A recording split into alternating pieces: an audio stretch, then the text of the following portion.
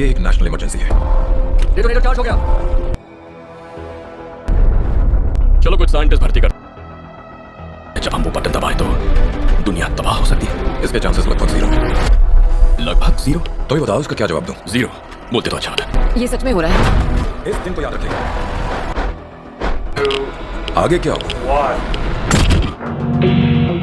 Now I am become death, the destroyer of worlds.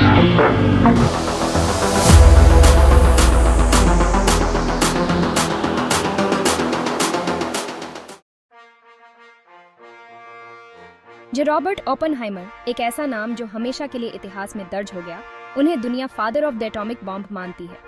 एक theoretical physicist के रूप में उनकी इंटेलिजेंस में कोई शक नहीं था, लेकिन वर्ल्ड वॉर 2 के दौरान अमेरिका का top secret project Manhattan project, जिसका मकसद था एटॉमिक बॉम्ब बनाना, उसकी लीडरशिप ने उन्हें हिस्ट्री में एक खास जगह दी। ओपेनहाइमर की कहानी एक ऐसी कहानी है जिसमें जीत भी है और हार भी। एक ऐसे इंसान की कहानी जिसने दुनिया को एटम का रहस्य तो दिया, लेकिन अपनी ही बनाई हुई चीज के भयानक परिणामों से जूझता रहा। जे रॉबर्ट ओपेनहाइमर का बचपन सुख सुविधाओं और सीखने की ललक के साथ बीता। उनके घर का माहौल हमेशा ज्ञान और शिक्षा से भरा रहता था, जिससे उनकी जिज्ञासा और भी बढ़ती गई। न्यूयॉर्क सिटी में एक अमीर जूइश परिवार में जन्मे वो बचपन से ही आर्ट, कल्चर और ज्ञान से घिरे रहे। उनके परिवार ने उन्हें हमेशा प्रोत्साहित किया और उनके हर शौक को पूरा करने की कोशिश की। ओपेनहाइमर के माता पिता ने उनके असाधारण दिमाग को पहचाना और उन्हें आगे बढ़ाया। उन्होंने ओपेनहाइमर को प्रतिष्ठित एथिकल कल्चर स्कूल में भेजा, जहां वो अपनी पढ़ाई में बहुत अच्छे थे। इस स्कूल में उन्होंने न केवल अकादमिक ज्ञान प्राप्त किया, बल्कि नैतिकता और सामाजिक जिम्मेदारियों के बारे में भी सीखा। ज्ञान की उनकी प्यास सिर्फ क्लासरूम तक ही सीमित नहीं थी। वे हमेशा नई चीजें सीखने के लिए उत्सुक रहते थे और अपने आसपास की दुनिया को समझने की कोशिश करते थे। ओपेनहाइमर लिटरेचर और फिलॉसफी से लेकर फिजिक्स और मैथमेटिक्स तक कई तरह के विषयों की किताबें पियाजते थे। उनकी लाइब्रेरी में हर तरह की किताबें होती थीं और वे घंटों तक उनमें डूबे रहते थे। उन्हें पोएट्री से खास लगाव था। वे टी.एस. एलियट और जॉन डॉन की रचनाओं में खोए रहते थे। उनकी कविताओं में उन्हें एक अलग ही दुनिया नजर आती थी, जो उन्हें बहुत आकर्षित करती थी। लैंग्वेज और उसकी बारीकियों के साथ यह शुरुआती लगाव बाद में उनके अपने लेखन और भाषणों को प्रभावित करेगा, जो अक्सर उनकी वाक्पटुता और जटिलता के लिए जाने जाते थे। उनके भाषणों में उनकी गहरी समझ और विचारशीलता झलकती थी, जो सुनने वालों को मंत्रमुग्ध कर देती थी। इस प्रकार ओपेनहाइमर का प्रारंभिक जीवन और उनकी वैज्ञानिक प्रतिभा का विकास एक दूसरे से गहराई से जुड़े हुए थे, और उन्होंने अपने जीवन में जो कुछ भी हासिल किया, उसकी नींव उनके बचपन में ही रखी गई थी। जैसे ही वर्ल्ड वॉर 2 पूरी दुनिया पर मंडराने लगा, एक अंधेरा छा गया था। हर देश अपने अस्तित्व की लड़ाई लड़ रहा था और हर कोने में अनिश्चितता और भय का माहौल था। यूनाइटेड स्टेट्स गवर्नमेंट को खतरनाक खुफिया जानकारी मिली कि नाजी जर्मनी एटॉमिक बम बनाने में लगा हुआ है। यह जानकारी एक गहरी चिंता का विषय बन गई थी। नाजी जर्मनी के वैज्ञानिक एटॉमिक बम बनाने के लिए दिन रात मेहनत कर रहे थे। अगर यह बम उनके हाथों में आ जाता तो दुनिया का भविष्य अंधकारमय हो सकता था। ऐसे खतरनाक हथियार के गलत हाथों में जाने के भयानक परिणामों से डरते हुए यूनाइटेड स्टेट्स ने तुरंत कार्रवाई करने का निर्णय लिया। यह एक ऐसा समय था जब हर निर्णय का असर लाखों लोगों की जिंदगी पर पड़ सकता था। प्रेसिडेंट फ्रैंकलिन डी रूजवेल्ट ने मैनहट्टन प्रोजेक्ट को मंजूरी दी। यह एक ऐसा निर्णय था जिसने इतिहास की धारा को बदल दिया। रूजवेल्ट का यह कदम एक साहसिक और दूरदर्शी निर्णय था। यह एक ऐसा टॉप सीक्रेट रिसर्च और डेवलपमेंट प्रोग्राम था जिसका काम था नाजियों से पहले एटॉमिक बम बनाना। इस प्रोजेक्ट में देश के सबसे बेहतरीन दिमागों को शामिल किया गया था।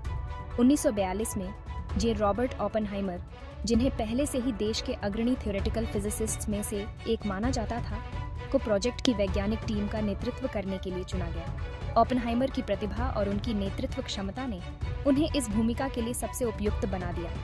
ओपेनहाइमर की निराली सोच, उनके करिश्माई नेतृत्व और न्यूक्लियर फिजिक्स की गहरी समझ ने उन्हें इस महत्वपूर्ण भूमिका के लिए एक स्वाभाविक पसंद बनाया। उनके नेतृत्व में टीम ने असंभव को संभव बनाने की दिशा में कदम बढ़ाया।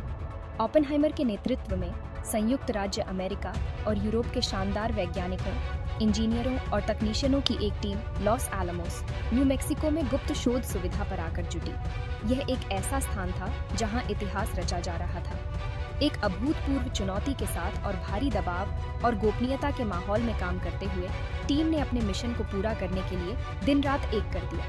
हर सदस्य ने अपनी पूरी क्षमता और समर्पण के साथ काम किया।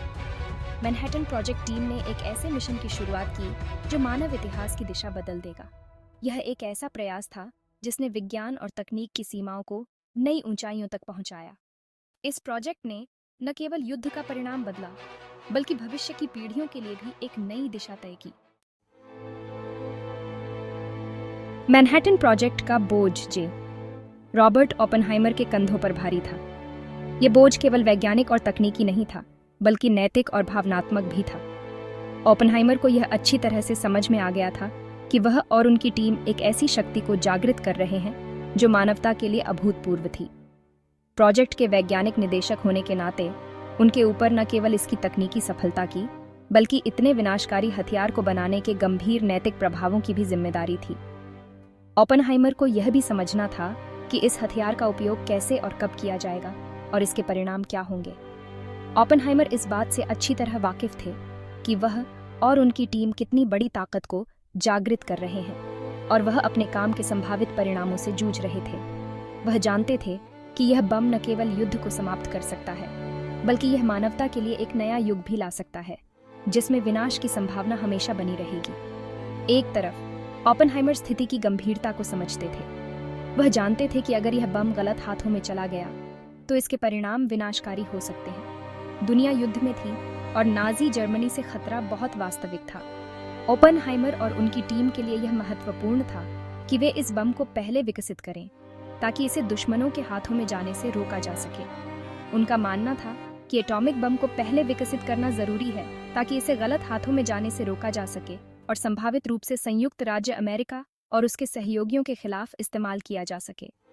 यह एक दौड़ थी और इसमें जीतना महत्वपूर्ण था। दूसरी तरफ ओपेनहाइमर उस विनाश की संभावना से बहुत परेशान थे जो एटॉमिक बम दर्शाता था। वह जानते थे कि इस बम का उपयोग करने से लाखों निर्दोष लोगों की जान जा सकती है। वह दिल से मानवतावादी थे और दुनिया पर इतनी विनाशकारी ताकत लाने के ख्याल ने उन्हें डर से भर दिया। वह जानते थे कि इस बम का उपयोग करने से न केवल युद्ध समाप्त होगा, बल्कि यह मानवता के लिए एक नया युग भी ला सकता है, जिसमें विनाश की संभावना हमेशा बनी रहेगी। उन्होंने अपनी चिंताओं को अपने करीबी सहयोगियों को बताया। युद्ध के बाद दुनिया में बम के बुरे परिणामों और हथियारों की दौड़ की संभावना के बारे में चिंता व्यक्त की। उन्होंने अपने सहयोगियों से कहा कि यह बम न केवल युद्ध को समाप्त करेगा, बल्कि यह मानवता के लिए एक नया युग भी ला सकता है, जिसमें विनाश की संभावना हमेशा बनी रहेगी। अपनी आशंकाओं के बावजूद ओपेनहाइमर मैनहट्टन प्रोजेक्ट के प्रति प्रतिबद्ध रहे। उनका मानना था कि इसे अंत तक पहुंचाना उनका कर्तव्य है। वह जानते थे कि यह बम न केवल युद्ध को समाप्त करेगा, बल्कि यह मानवता के लिए एक नया युग भी ला सकता है, जिसमें विनाश की संभावना हमेशा बनी रहेगी। अपने देश और दुनिया को नाजी अत्याचार के खतरे से बचाने के लिए अपने ज्ञान और कौशल का इस्तेमाल करना अपनी जिम्मेदारी समझते थे। हालांकि एटॉमिक बम की नैतिक दुविधा उन्हें युद्ध खत्म होने के लंबे समय बाद तक परेशान करती रहेगी। ओपेनहाइमर का यह संघर्ष और उनकी नैतिक दुविधा आज भी हमें सोचने पर मजबूर करती है कि विज्ञान और तकनीक का उपयोग कैसे और किस उद्देश्य के लिए किया जाना चाहिए। Now I am become death, the destroyer of worlds.